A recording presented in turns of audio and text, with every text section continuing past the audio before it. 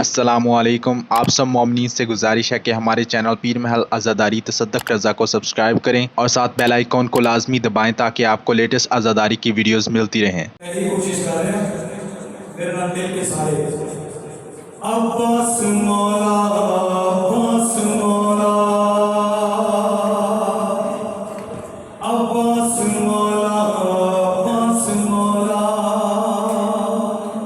हर मोमिन दी आरज़ू है अल्लाह ताला सबनू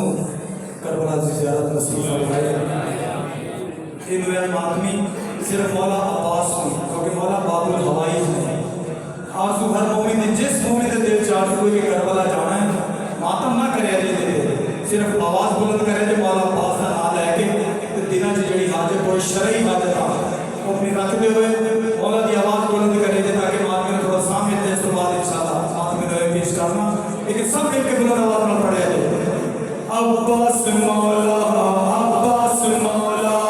अब्बास मौला आदमी ने मातम ने आवाज़ बुलंद और उसने सुने तो थोड़े आस्ते सांस से कर रहे हो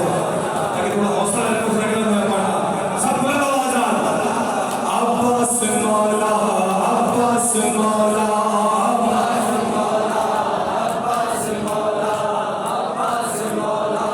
आज वेखना है शोर कोट के विच किन्ने मौला अब्बास दे मानन वाले खड़े